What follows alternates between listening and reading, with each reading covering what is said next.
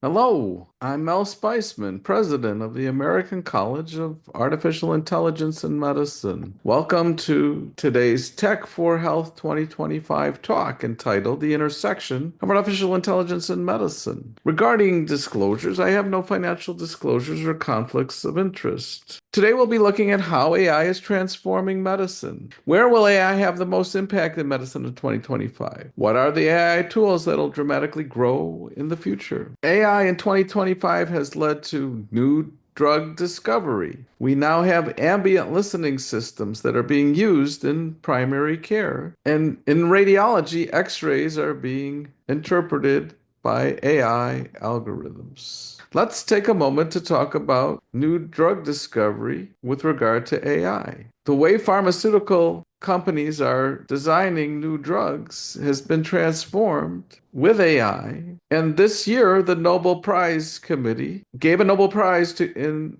chemistry to David Baker, as well as Demis Hassabis and John Jumper, for their discoveries of protein folding and using AI models to help predict protein folding. So let's look at David Baker's award. That was for computational protein design. David was able to design new proteins that did not exist before, including proteins that can be used as pharmaceuticals and vaccine. And Demis Hassabis and John Jumper from the UK, through DeepMind, developed an AI model called AlphaFold 2, which predicts the structure of all 200 million proteins.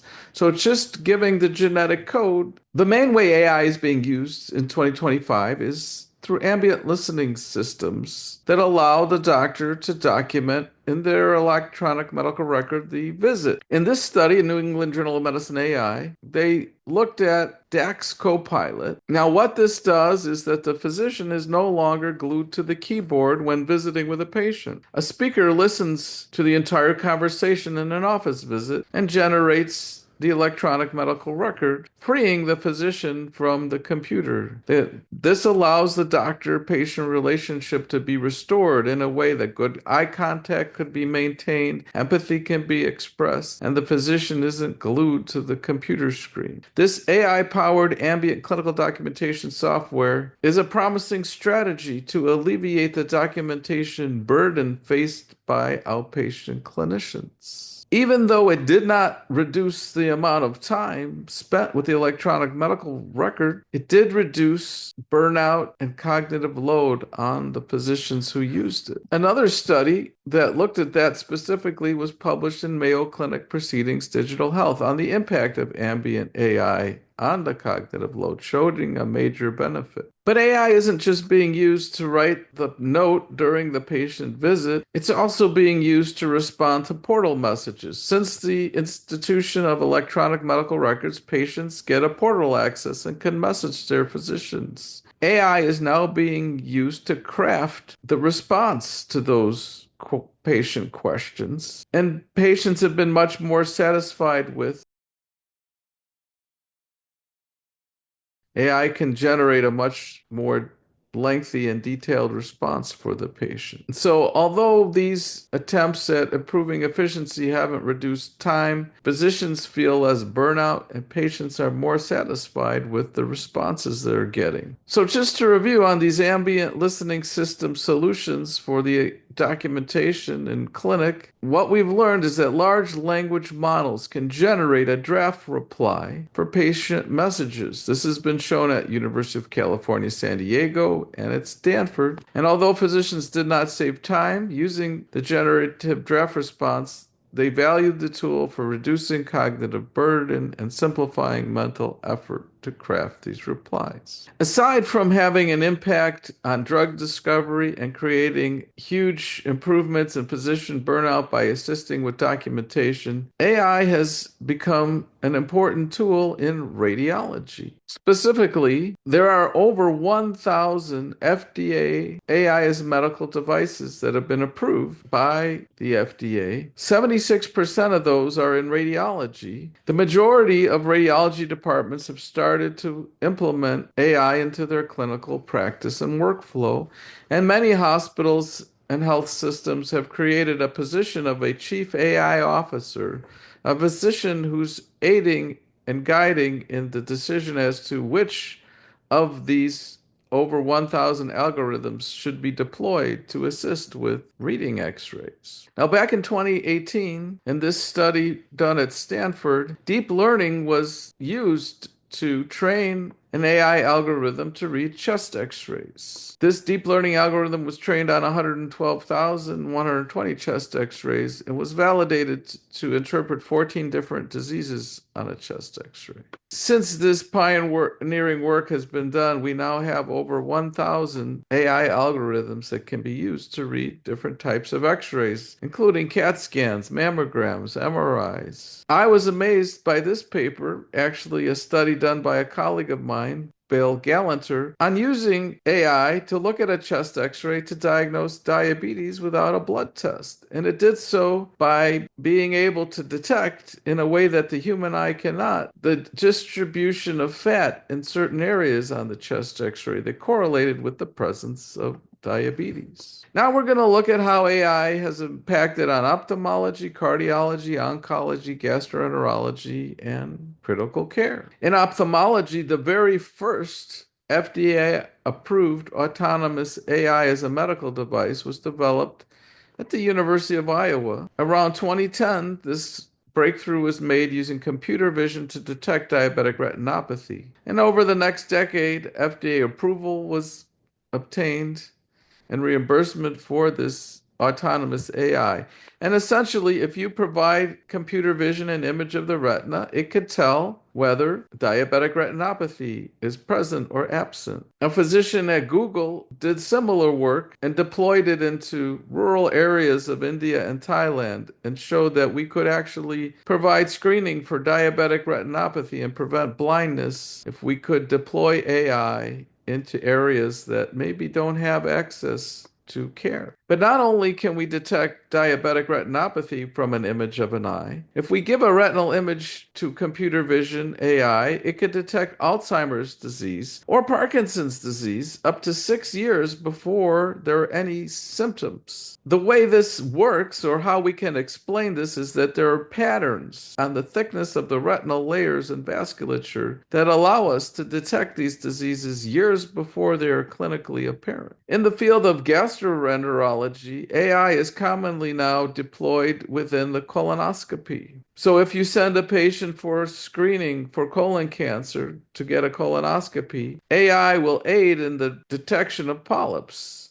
Without AI, the adenoma miss rate is around 30%. We can reduce the rate at which physicians miss polyps or adenomas from 30% to 15% by adding AI into the colonoscopy. This paper in Annals of Internal Medicine was a review of 44 randomized trials on 36,000 patients, proving that AI in a randomized trial, evidence-based way, was beneficial for colonoscopic screening.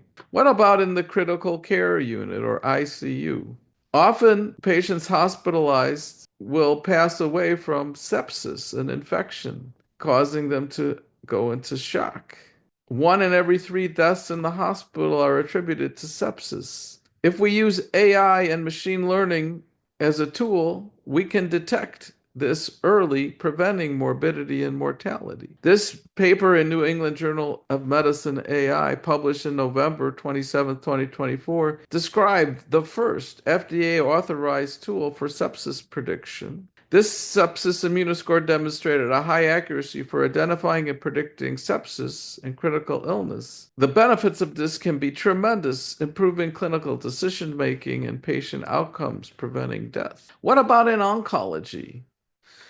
We can detect cancers earlier if we use AI for our screening, and we can be more precise in treating patients with cancer using AI. We call this precision oncology. So what we know is artificial intelligence can allow for early cancer detection, increasing sensitivity, efficiency, and precision of screening programs for both breast cancer and lung cancer, and that deep learning algorithms, such as convolutional neural networks, can improve the diagnostic accuracy, identifying patterns in the image data that would otherwise elude a human radiologist. AI has shown remarkable advancements in breast cancer detection, with risk stratification, treatment planning, achieving a high specificity and precision in identifying invasive ductal carcinoma. Similarly, low-dose CT scans integrated with an AI algorithm are transforming lung cancer screening, increasing the sensitivity and specificity of early-stage cancer detection, aiding in accurate lesion segmentation and classification. What about in the field of cardiology? I mentioned to you that there are about over 770 AI algorithms in radiology, but 10% of the 1,000 are in cardiology, so about 100. And I'll give just some examples. One of the most common heart conditions is an irregular heartbeat called atrial fibrillation. Most people these days are wearing a smartwatch. That smartwatch can detect atrial fibrillation. Undetected atrial fibrillation causes stroke. It's paroxysmal, it comes and goes. It often isn't seen on the EKG or monitor when the patient comes in. But if we can detect it on the smartwatch and put patients on anticoagulation, the potential to prevent the morbidity and mortality relating to stroke is tremendous. This was called the Apple Heart Study. Another area where AI can be helpful is in detecting MI early. If someone comes into the chest with chest pain to the emergency room and has an acute ST elevation MI, if AI is shown the EKG image immediately, it can message through text messaging the doctor on call for the cath lab, and we can reduce the door to needle time, opening the blocked artery. AI can see patterns on an EKG that the human eye will never be able to detect. It can recognize or be trained to predict the ejection fraction or the development of AFib just from an EKG. And without lab work, just by the pattern on an EKG, it could tell us whether diabetes is present, thyroid disease is present, kidney disease, or anemia. So, what did we take home from the current implementation of AI to care for patients? Number one, that in 2025, AI has transformed primary care through ambient listening systems, reducing physician burnout, and that radiologists are integrating AI into the workflow of patient care by deploying algorithms to read x-rays. Also, AI can recognize patterns at a level that we cannot see and analyze retinal images to see cardiovascular disease, diabetes, kidney disease, Parkinson's, and Alzheimer's disease, allowing interventions prior to the onset of symptoms for these diseases. AI can look at a chest x-ray and detect diabetes without a blood test. AI can detect cancer early at a curable stage. Precision medicine is revolutionizing treatment. AI can look at an EKG and not only predict ejection fraction, but the presence of diabetes, kidney disease, or anemia. So, what is the takeaway from my talk today? What should you take home with you today as something new that you learned? That since the release of ChatGPT, the large language models, in November of 2022, that AI has transformed medicine in ways previously unimaginable, and it's become a tool that can solve problems that were previously not solvable. And that as a physician scientist, I find this moment truly magical. Life-altering breakthroughs are happening at a pace unheard of in the world of medical research. My goal is to teach, to encourage you to learn as much as possible about this intersection of AI and medicine and join me on a journey to boldly go where no one has gone before. If you like what you heard today and want to have a deeper dive into these topics, we're going to have 2 full days of a conference looking at the publications, the evidence, the science on how to use AI to take care of a patient. This will be in Chicago at McCormick Place on September 19th and 20th. You can become a member or a fellow of our professional society. We're a not-for-profit educational organization, and we also do research, and feel free to reach out or contact me on the website or via email if you'd like to work on some research projects with our college. Thanks for listening today, and I'm going to open it up to questions.